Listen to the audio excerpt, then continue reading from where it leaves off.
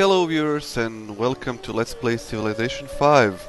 I'm your host, Bibor, and today's video is going to be not so much about actually playing through a game, but rather in this video I'm going to give you some directions in how to be a better gamer, Civ 5 gamer, how to think one step ahead in whatever you do in this game.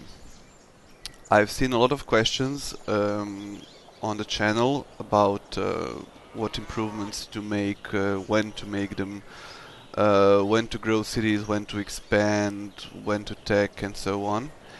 And I thought to myself, well, those are actually very good questions, and they deserve an answer. I'll just give a quick disclaimer. I'm not sure this strategy will work on deity, because on deity difficulty level things mostly revolve around conquering the enemy, conquering the AI, since the obscene amounts of bonus production and everything else that the AIs receive basically forces you into, as Medjin says, trimming down the AI. But it should work for all other difficulty levels. So, okay, so what do I mean by thinking one step ahead? Everything in this game is based on turns, and unlike some other strategy games, in this game you have to build and plan something ahead because it takes time to build. I think it's pretty straightforward. Everything you select to build will show a few turns or a dozen turns to be built. Units, buildings, wonders, and so on. You can rush by with gold, which you probably did in your games, but it's more like a, like a non-standard solution to playing the game. It's like a fast reaction when you really need to boost something immediately.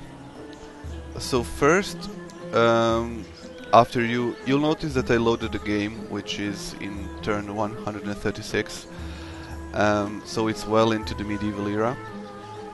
The first thing after you scout the lands around you is to determine, and for example, let's say you expanded a bit like I did in this game. I have 3, 6, 7 cities, and I'm starting to run low on happiness, and now it's time to decide what do I want to do with this game.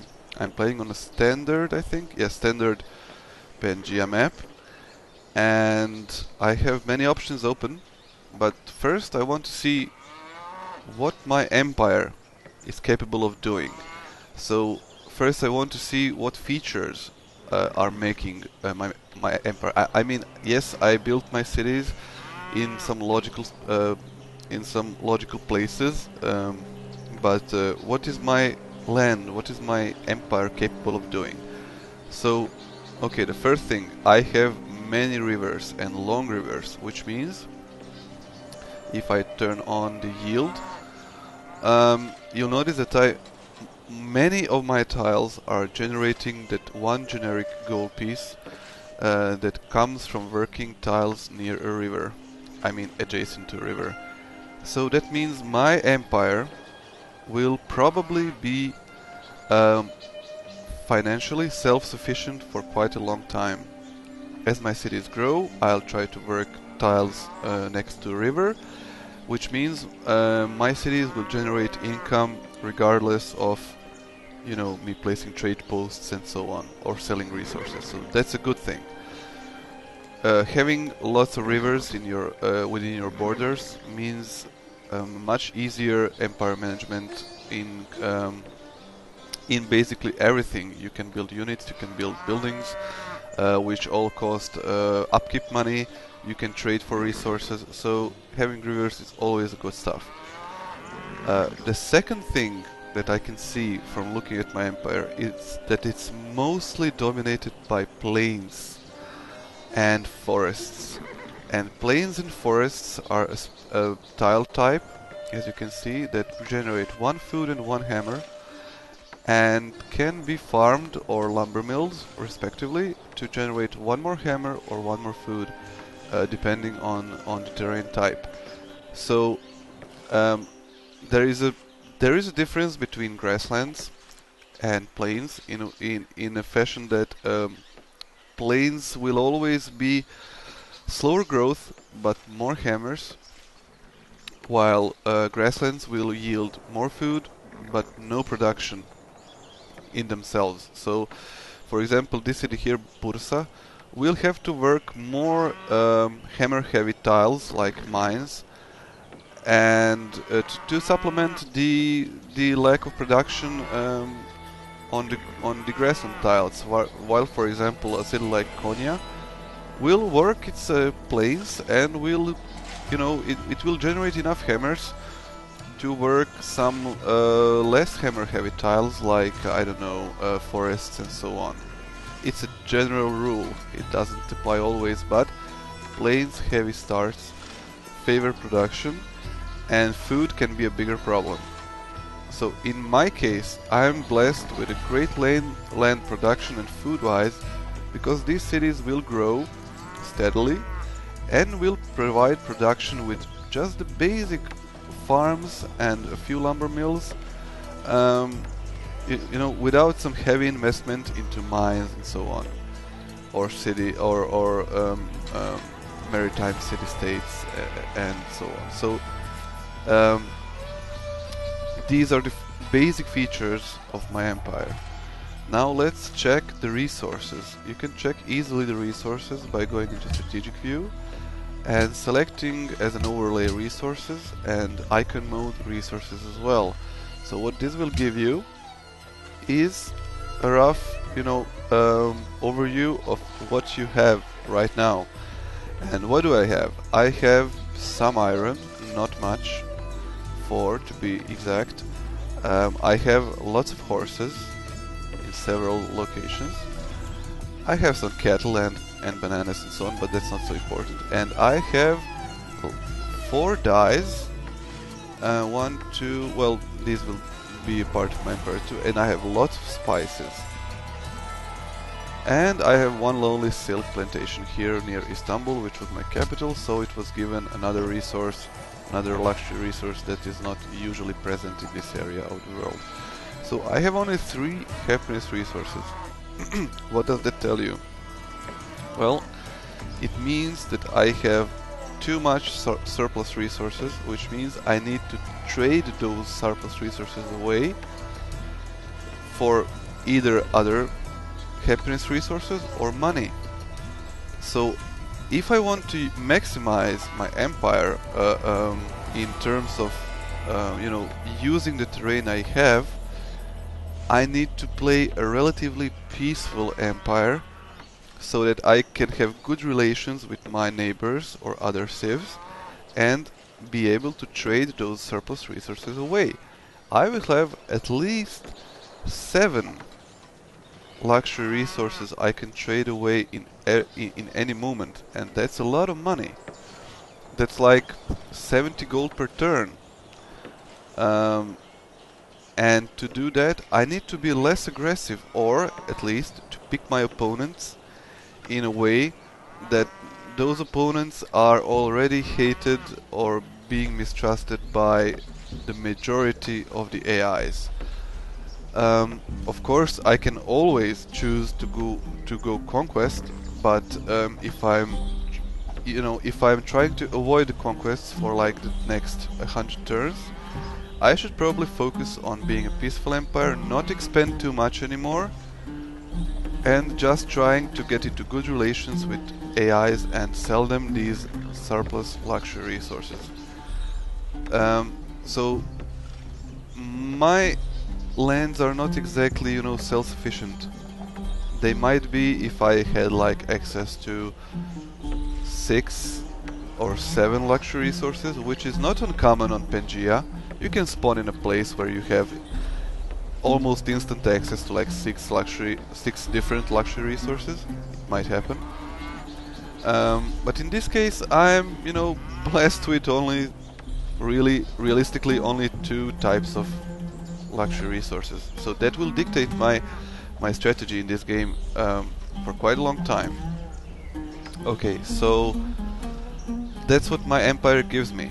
I have rivers, I have predominantly plains and forests and some grasslands, and I have only a few types of, but in abundance, of luxury resources. This also tells me, so now I should probably move on to the management of cities and population. If I have few luxury resources available to me, few unique luxury resources, that means that my cities will not be able to grow very large at the start of the game. If I build a lot of cities, that number will be even lower. So I will need to invest into Colosseums and into Circus Maximus at some point to be actually able to grow my cities to a decent size. So I need to take that into account. And since I've been blessed with horses, I'll be able to build circuses as well. So that's a plus. I mean, that's always a plus. But thanks to my plains, predominantly plain styles I'll be working, I'll be actually able to hammer out those circuses, those Colosseums quite fast. So I'll be relatively self-sufficient in happiness, and my cities will be able to grow steadily up, but there will be no population booms.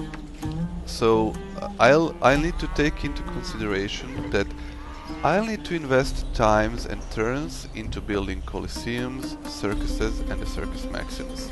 This will cut directly into my ability to produce units and other buildings. So I could probably, work around this problem by selling my happiness resources, trading my surplus happiness resources for other happiness resources. In which case I could probably focus more on or military or other buildings. So these are the two options. And as you can see, I'm thinking ahead. I'm not thinking about, oh, okay, I'm now at -1 happiness. What should I do next? I would probably need to finish these circuses here and probably build a Colosseum someplace else. I need to react now. I'm thinking ahead. What will happen in the next 50 turns? I'll need to have access to theaters and build them, and have circuses and Colosseums for me to be able to grow my city steadily and profit on selling luxury resources, because selling luxury resources instead of trading them for different luxury resources is actually more beneficial. Why? Because, for example, a Colosseum costs 3 gold for upkeep per turn, while a sold luxury resource grants you 10 gold per turn. So even if you build a Colosseum and pay for it, a single luxury resource sold will still give you 7 gold that you can spend on other stuff. Yes, the Colosseum takes turns to build, and yes, it provides only 4 happiness instead of the 5 of the luxury resource, but overall the benefit, the flexibility of selling luxury resources is much better than trading them for other luxury resources. So city growth is very important, because as time progresses you want to have larger and larger cities. I'm not talking like super large. If you have a normal empire, not a very small empire or not a very large one, a normal empire will want to have city sizes growing steadily over the ages, because when you reach the modern era you will want to have all these cities at population like 16, so that at that point you can crank out units at a speed of like 5 turns for units, so very fast, because or to build spaceship parts really fast, or to build, I don't know, hydro plants and research labs really fast. So production is extremely valuable and the tech pace is getting slower at modern era, so you need large cities to produce a lot of beakers. So you want these cities to grow all the time.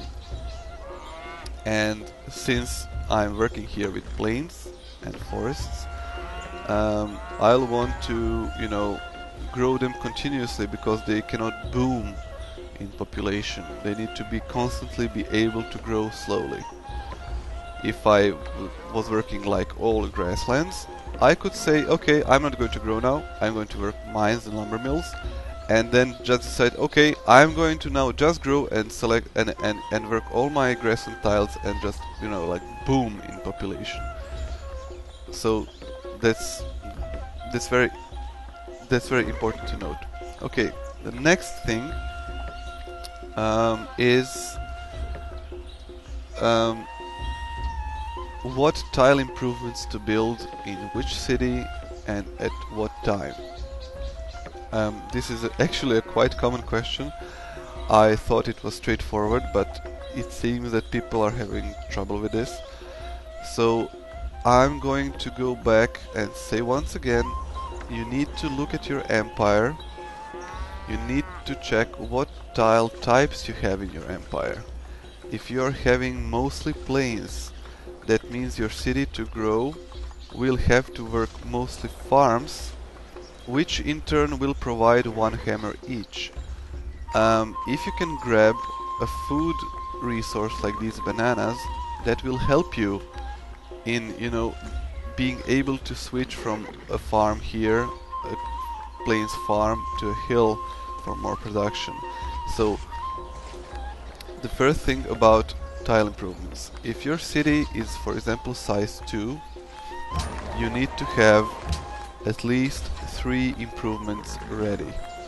So you need, a tile improvement wise, you need to be at least 1 tile improvement ahead of your city population.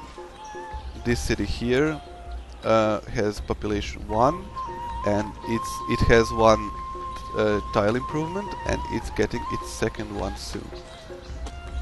This city here is size 4 and it has 1, 2, 3, 4, 5, 6, 7, 8, 9 tile improvements. This is a unique case because I wanted to work the best tiles, and the best tiles in this case are the cattle, the horses, but I've been a bit too zealous with this city, so you really need to stay only 1 or maximum 2 tile improvements ahead, considering your population. By the same logic, Istanbul has too few tile improvements. It has a population of 7 and it had 1, 2, 3, 4, 5, 6, 7, 8, well, barely bordering, I could have, built another tile improvement here, which I am, incidentally. And I went overzealous with farms here as well. You don't need this many tile improvements. You don't. So, just stay ahead. Now about the type of tile improvement. Basically, generally speaking, the first thing you need to take care of is food. So, based on your food input of your lands, will all the other tile improvements fall into place. So I am working mostly with plains, which grant 1 less food than a grassland. So I'll be favoring farms to be even able to grow, and lumber mills, because lumber mills also produce 1 food. So I'll be, more inclined to build tile improvements that provide a balance into their yields. I want to be able, I'll work plains which provide 1 less food and 1 hammer, but I'll then work lumber mills which provide 1 more food than a mine, but 1 less hammer. So in that way I'm balancing out the fact that I'm not working grasslands and mines. So in contrast, if I'm working a grassland farm which provides only food and some gold because it's on a river, I'll need to work mines, because these two will have working these 2 tiles, this this farm, grassland farm, and this mine will have the same effect as working one plains farm and one lumber mill on a forest. Same effect, same amount of hammers, same amount of food.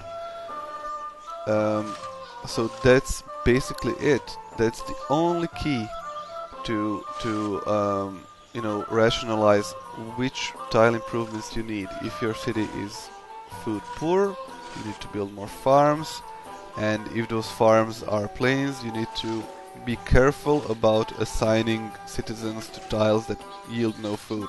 So for example, if I take the city here, it's barely feeding itself by working these one food tiles, these horses and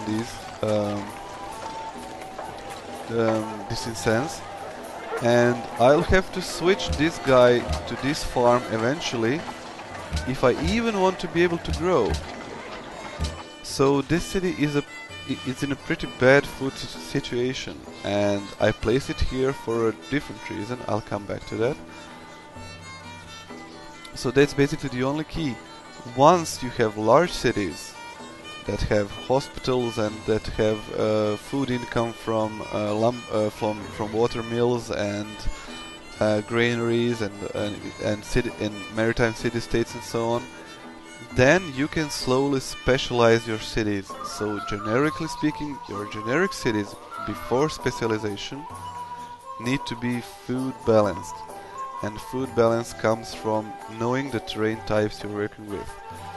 Once the genericness is, the time for generic cities is over, once you start specializing cities by bribing maritime city-states and building, different buildings that provide food, then you can say, okay, I want Bursa to be a science city, and I will grow it as large as I can, and I'll build mostly farms and just grow my city Bursa, grow, and as large as it can be. Or for example, I want to say Konya will be an exclusively hammer production city. I want it to be large, but I want it to produce a lot of hammers. So I'll convert these hills into mines, I'll build lumber mills in all these forests, and I will predominantly work, once my city gets larger, I'll predominantly work hammer yield tiles and rely for growth on my specialized buildings and maritime city-states. So that's it basically, and don't neglect, definitely, if you will want the first tile type you want to be working, if you can scrap the food, if you can manage the food, is resources. Cattle, iron, luxury resources, any type of resource is extremely beneficial, extremely good. You want to work those tiles first, so you want to incorporate into your tile selection for your cities, you want to definitely include all the resources. Typically, resource tile will generate 6 stuff, and by stuff I mean food, hammers or gold, and while in comparison a generic tile will provide only 4 or 5. So resources are always better. Okay, so that's about tile choices and tile improvements. And now spending money on borders. This has been also a very good question, because buying borders takes a lot of cash, especially if you use it a lot. So when to buy borders and when just let them naturally expand. Well, the obvious choice for buying new tiles with money is if you are in a contested area and you want to grab a resource. So for example, here in Sparta, I'll be probably buying these dies just to prevent Sparta from gaining that tile by culture. And the same goes for this tile here, because this city is food poor, and I really wanted that tile for a strategic as well as a food resource. So I bought it. That's it. The same goes here for these horses. I wanted Konya to have these horses as well and prevent Cologne from getting those because it would. And I simply bought them. So that's one, way of deciding when to buy. Sorry, when to buy tiles. And the other one is for your city to be able to grow.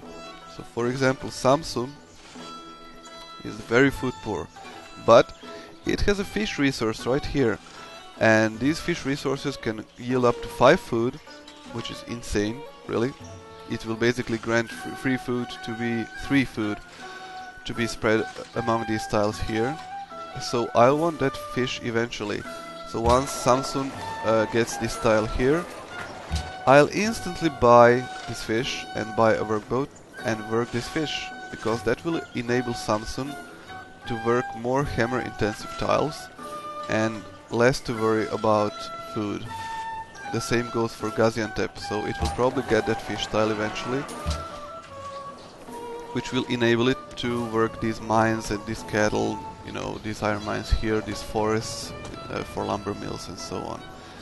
So if you are the luxury and other resources are not the only reason to buy tiles. Sometimes you will have a very, like this city here, you will have a very production poor or food poor city, and you simply want to have this forest here for a lumber mill, and you'll probably just end buying the tile just to be sure, because in the end having production or food is just as important as having a luxury or other resource. So, okay, that covers when to buy tiles. And now let's go to what and when to work, which tiles to work in your cities. I've covered this in the Inca game, I think, but I'll say it again. Your cities need to be optimized to work with the happiness they have and your needs. So, if you are in happiness negative, you're pretty much safe to move all your workers from food-intensive tiles to hammer tiles, as I've done here. This is a saved game. So focusing on food has absolutely, it has absolutely no effect while you're in unhappiness. So once you get into happiness, you will then plan ahead and say, okay, I want to grow this city first, and then just click default or food focus in the city you want to grow once you have surplus happiness. So basically, the tile selection largely and probably mostly in the early game depends on whether you have rivers in your empire or not. If you have rivers, your tile selection for your cities becomes pretty easy, because whatever you do, you will have money. So riverside starts, and empires with lots of rivers have a much easier time than empires that don't. As you can see, I'm in a pretty much in a gold positive at this. It's relatively early in the game. This is because I have lots of rivers. So if you start the riverside, you can simply focus on food and production, and you can basically forget about gold until you get economics, really. Especially with this many surplus resources, happiness resources you can trade away, you'll be swimming in money. So as far as if you are if you went into happiness, into minus happiness, you can simply focus on production. That's it. On the other hand, if you don't start near rivers, if you start near lakes or some poor coastal starts, which can happen quite often, you'll need to take into consideration also generating money. So in that case, you will want to work your gold income tiles as well. So you'll have to decide if some cities and which cities will be focusing more on gold. That was the case in my last Isabella game, where I had only one river, and I built a city specifically to generate gold income. It was designed, I mean, I had some silver mines and so on that helped, but generally speaking, I built that city exclusively to generate money, because I didn't have many rivers, and I simply needed to have one city focused exclusively on gold. So in that case, that city focused on food and gold. That's it. I had to scrap production because I couldn't afford it.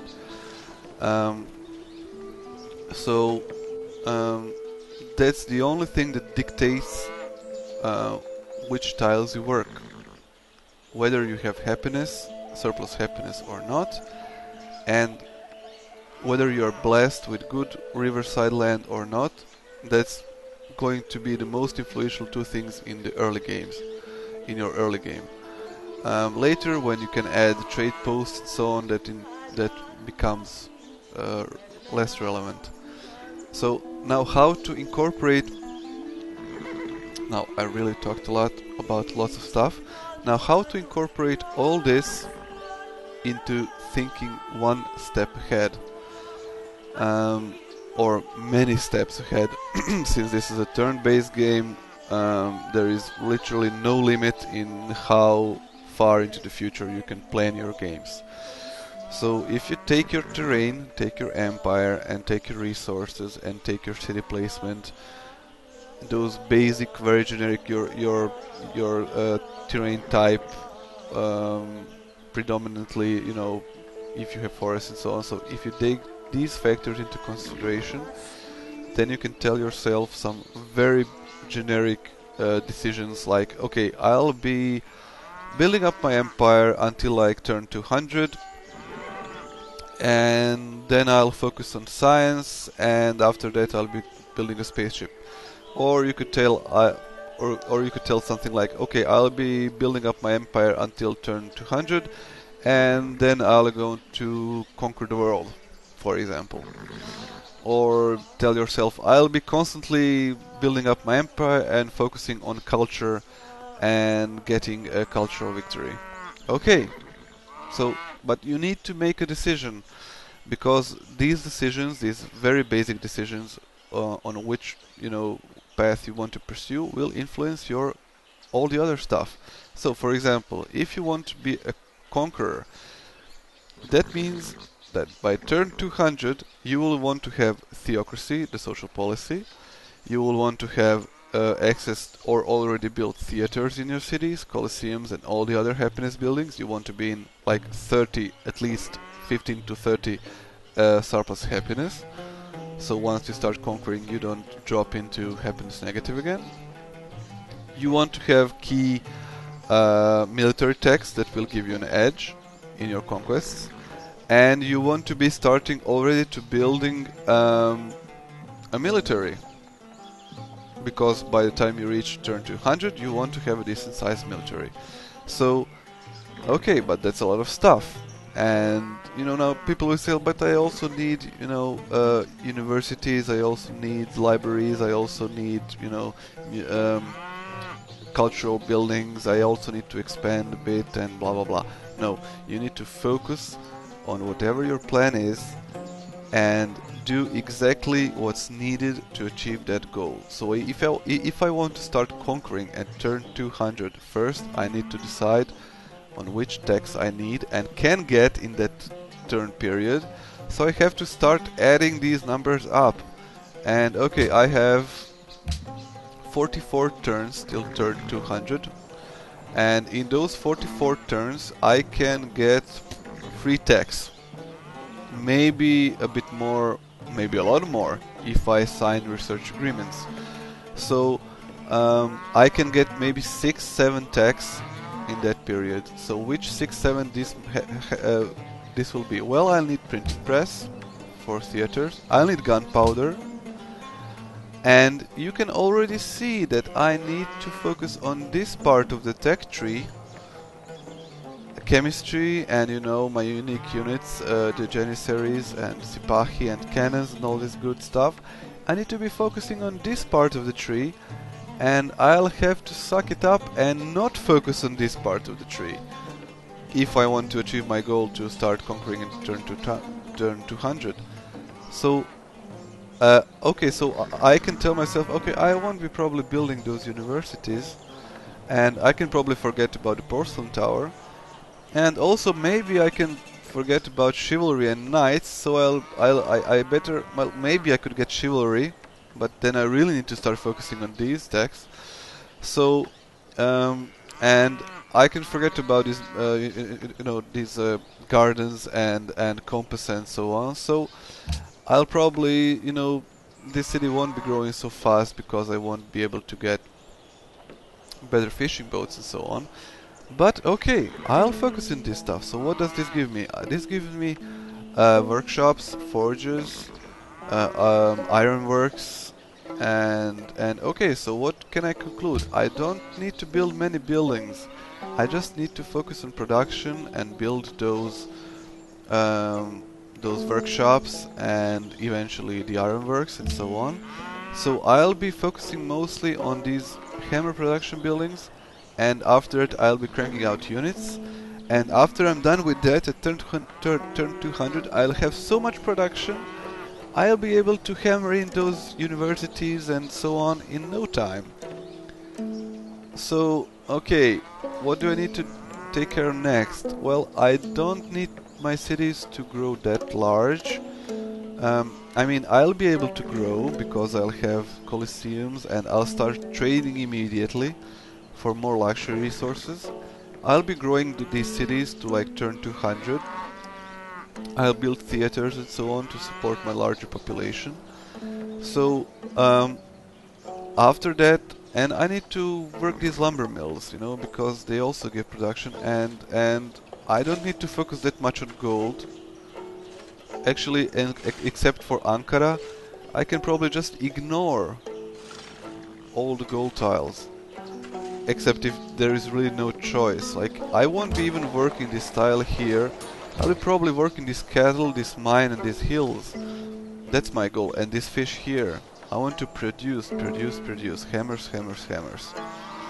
And I want to have good relations with some AIs to be able to trade, but that's it. I want to focus on production. And I won't be building stuff like, I don't know, I won't be building walls or, you know, maybe markets, maybe if I can squeeze them in. But as soon as those crucial things like workshops and forges and stables are you know well available, I'll build those first and then focus on the military, and just after that I'll be starting making these markets and granaries and water mills and, you know, future universities and so on. So you really need to focus on what your plan is and tune your tiles, your tile improvements, your city, your buildings, your city growth, your social policies. I'm two policies away from theocracy, and the next policy is in 10 turns, so that will be organized religion, no brainer. And after that I'll rush for theocracy, even if I need to buy off a cultural city-state. I need to have theocracy in the next 44 turns.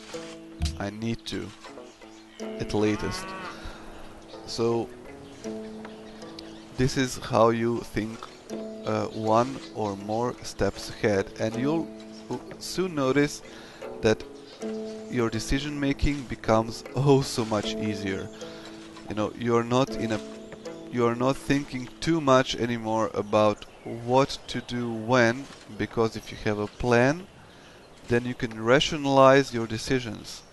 So okay, I won't be building any more cities. Okay, this city here, this city spot here looks so nice, you know, you can build a city like here and get access to these floodplains and these spices here, and this city could eventually become an awesome gold production city or whatever, or production, or you know, but it's not necessary. It doesn't fit into your plan, because your plan is to get into extra happiness, large amounts of extra happiness for your conquests. So adding another city with an already gained resource is not beneficial. It's just going to drag you down.